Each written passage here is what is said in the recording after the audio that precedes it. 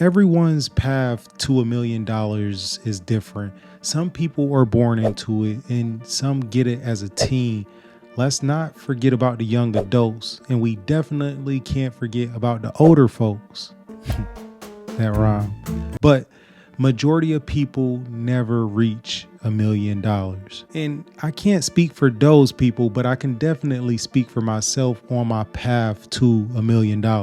If you're in your late teens, early 20s, you might want to watch this video to the end, because I wish I had this kind of video when I was in my late teens. So it would have helped me avoid making the mistakes I made to slow down the process to my path to $1 million. So without further ado, let's talk about these mistakes you want to avoid if you want to be a millionaire in your 20s. Reason number one that's going to slow you down on becoming a millionaire is having bad credit. Bad credit hurts you in many ways. Like, you can't get loans, you can't get business loans, you can't go get rental properties. It's hard to do pretty much anything. You can't leverage other people's money. And when you can't leverage other people's money, there's so many doors that close. So if you do have bad credit, the best thing to do is start to build that as soon as possible. In your early 20s is even better. As a late teen, that's even better. So you want to get to that as soon as possible, especially if you're serious about wanting to be a millionaire. Now, if you are kind of like on the fence about it and you're not really that stressed about it, okay, well then enjoy your life. I'm not talking to you, but I'm more so talking to the people like, I want to be a millionaire at a young age. You have to really focus on your credit score, and it's one of the most boring things, I must be honest. These are the little things that you want to learn to be able to leverage all the credit you can. The more credit you can leverage, the more that you can unlock doors. Get into that credit game soon as possible. That's one of the flaws I made. I was not worried about my credit score whatsoever. It was terrible years ago, and I'm just now getting to where I'm establishing it way better. It's good now, but it wasn't just a year ago, something like that.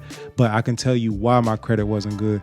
My credit wasn't good is because I tried to start a business without the proper knowledge. And this is number two, because a lot of people see that as the cool thing to do, to start a business. And don't get me wrong, you can make a lot of money from a business, and there are some people that's extremely lucky right out the gate. But for majority of people, when you start a business, you fail a lot. And when you're starting a business in the beginning, you're learning so much to the point where you don't understand things that you really should, especially if you're going to start a business. Some people have people guiding them along the way so they don't make the major mistakes. But I was one of those people who I started my business and I started leveraging credit immediately, but I leveraged it wrong. Like, let me tell you a story of what I did. So what I did, I started my first company in 2017. And what I did was probably the dumbest thing you can do. When I went to trademark my business, I wanted to keep it secret so nobody stole my $1 million idea, right? My $1 million idea. So I didn't tell anybody. I didn't post on social media. All I did was get the name for everything. So that means I got the domain, the Instagram at the time, and whatever else social media platform I needed. So I also sent it off to the trademark office, and that takes a while to get back. For anybody that knows, it don't come back immediately. It takes months. So I sent it off, and I was assuming that everything was fine. And I was like, why not go ahead and get started with production? So I haven't told a soul about this business. I haven't mentioned it on social media. So I have no proof of concept, but I get a ton of inventory. When I say a ton, people, I mean, I just bought way too much. And basically, long story short, if you're a business owner, you already know how this story ended. So as soon as I got the inventory, I waited till I got my trademark back. So I had the inventory for like 2, maybe 3 months of just sitting in one place. I already spent the money, and this is money I didn't have. I leveraged it from credit. And I mean, it kind of ruined me at the time, because whenever we actually launched, it did terrible because we didn't tell anybody until we got the trademark back. And the day we got the trademark back, I also released the brand and the line. Nobody knew about it. Nobody cared because I wasn't marketing, didn't know how to market at the time. And these are the little things I'm trying to tell you to avoid so you don't fall into the same trap, because I didn't know what I was doing and I didn't have the proper knowledge. Nobody was teaching me this stuff. Nobody told me this stuff. My family don't come from a background of a bunch of entrepreneurs. So I was trying to learn on my own, and I fell right on my face. I mean, It was terrible. And so I'm just trying to tell you so you can avoid these mistakes. And following up on the last one is not having a mentor. And clearly y'all can kind of see where this go hand in hand with my last story I just told you. If I had somebody who could at least told me and guided me along the way, then I wouldn't have made those mistakes. They would have been able to tell me before I did it. But I was at that time in my life, I was kind of like hot-headed, and I wanted to see if I could run the business by myself. I wanted to be the CEO. I wanted to be the one that called the shots. And so that was my decision, and I take full responsibility for it. And I didn't want a mentor at the time. I definitely still talk to people. I mentioned things. I never mentioned the business because I didn't want them to steal my $1 million idea, remember? So I didn't really talk to people about that, but I talked to them about business.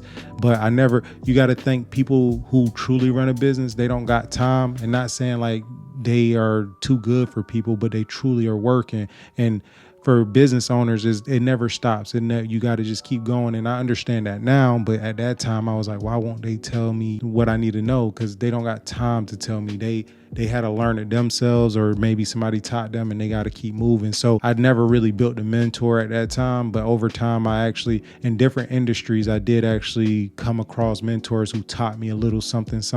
And of course I taught myself a lot, but if you have a mentor, it just speeds that process up. You still want to self-teach yourself. You don't want to ever depend on anyone.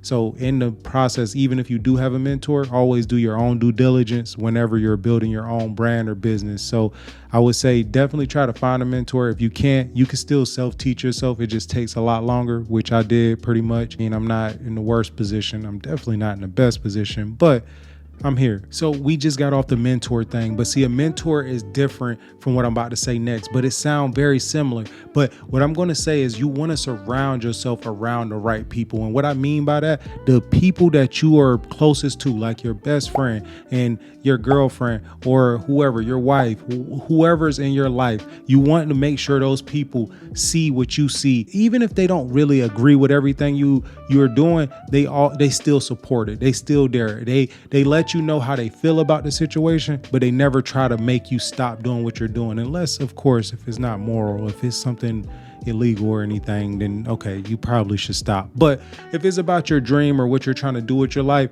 these people see it, and even if they don't agree, they still should be supportive of what you're doing. You don't want to surround yourself around people who disagree with your vision. If they don't see it, if they can't grasp what you're trying to do with your life, then those people can very much hold you back. That could be the worst thing that could happen. But I couldn't avoid the people I was surrounded around at the time of my life. And it very much put me in a mindset of feeling like I can never be financially well off because this is where I'm put. This is my life. How can I change it if everybody around me tell me this is what we're supposed to do. This is where we're supposed to be. And as I got older and as I got to a point where I was like, wait, I can make my own decisions. I'm going to go for it. I'm going to try. And I would surround myself around people who all think like-minded. Now, when I say like-minded, I don't mean we all agree on the same exact idea, but find the things you're good at and make you excel at those things. That's the kind of people you want to surround yourself with. But if you're around a bunch of people who don't have no ambition or just want things to fall in their lap, you're going to start to feel the same way. Like, why can't I be that person? Why ain't I him? Or why ain't I them? You don't want to be around people like that. You want to always go for whatever you're trying to go for and don't make excuses and be around the same people with the same energy. This one kind of cut deep with me. I'm not going to lie, because I'm one of the people that fell victim to this. Getting caught up in the wrong industry or spending too much time in the wrong industry. And what I mean by this, so if you're in an industry where that market cap is low, pretty much saying that there's not many people that care about it, then you probably need to switch industries. If you're in an industry where there's not a lot of, the audience is small and not a lot of people search it, even if you love it, even if it's your passion, no matter how much you try, of course you could try to make the evaluation higher, you be that individual, but the likelihood of you doing that is extremely low. Is it possible? Absolutely. This is not me saying don't try it. Hey, if you want to try it, try it. I tried it. I failed. And if you're going to try, be very prepared to have to face the truth. At some point, you got to be like, okay, I gave it my all. I really tried. And you have to quickly pivot into something that makes sense. And that's not to say if you avoid all of them, you will become a millionaire for sure. But it's saying that if you don't make those mistakes, you have a better chance at it. I'm telling you from experience, and I'm not really telling you from, this is what I think. No, I seen it firsthand. Not only seen it, but I felt it, and I went through every step. And it's just something that you don't really have to go through it. Like, I don't think I had to go through it. If I had the right people around me, mentor, and I did all the right things, I built my credit right, I didn't have to experience those things. But because I didn't have those things in place, like you watching this video, so I already know you really want to get to that next level. You want to be a millionaire. And if that's the case, especially if you're at this point in the video, how about you consider subscribing and liking the video? It helped me out tremendously. With that being said, good luck to you all, and I'll see y'all on the next one.